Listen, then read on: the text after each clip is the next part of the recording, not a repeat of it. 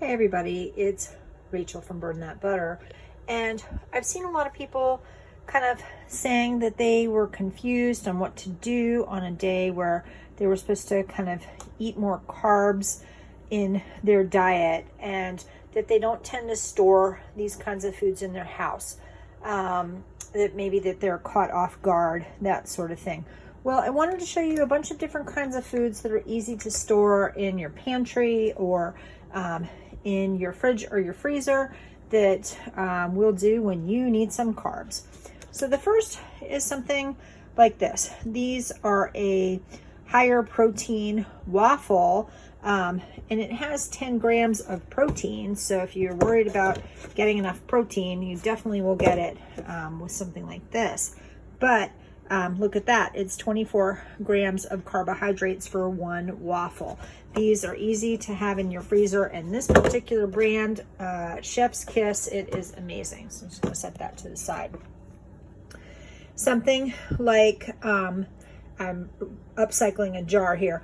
Honey is shelf stable.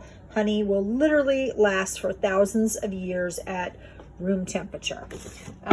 There are also things like, this is from Trader Joe's. This is like a pineapple fruit spread, kind of a whole fruit sort of jam or jelly. That is something that you can easily add to like your waffle or other things like that. What about dried fruit? This is a probiotic raisin. So they're just raisins, but then they also have yogurt culture. So these are fantastic. You kind of two for the price of one there. These are some sour cherries that I made and dehydrated. Hot cereal. Hot cereal is really, really easy. Cream of wheat is something that is super fantastic. There's also things like cream of rice. This is basically like pure carbohydrates right here. Super creamy, very satisfying. You can mix in your honey or some dried fruit. If you really wanted to, you could even mix in peanut butter. Same thing with this. These are just like a rolled oats. These are from Trader Joe's. They also have other grains kind of mixed in, but obviously you could add in your own mix-ins. That's certainly an option. Popcorn is always a good one. Nice and shelf stable.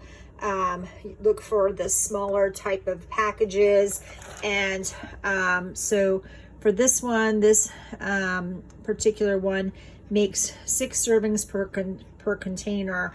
You could share this with somebody, or I suppose you could eat the whole thing. So 6 times 17, so we're talking about just over 100 grams of carbohydrates in a very satisfying snack. What about something like already cooked up lentils? For example, these ones here, I bought these at Trader Joe's quite a while ago, and they are shelf stable in the fridge until December. So that's a good option. Rice cakes, these are a good option. Look for ones that are like whole grains. You can even do something like this. This is an individual serving of mashed potatoes. You just add water to the line and microwave it, and there's a lot of different flavors. This one is a butter one, but there are cheese ones, and there are ones that are kind of more of like a sour cream and chive type ones, something like this. These are a great option to just kind of have around the house for those times you really need some carbohydrates. These are Triscuits or some other very simple kinds of crackers. Soups, things like this is a quinoa and vegetable soup, and this particular soup, if you ate this entire thing, this is like 28 grams of carbs in here, and some protein too. Sweet potato soup, something along those lines.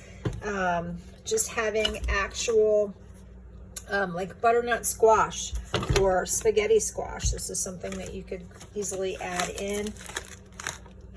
Frozen frozen fruits that you can put into smoothies or perhaps like mix into yogurt. And this is really good. Frozen vegetables, corn or peas. These are a great choice.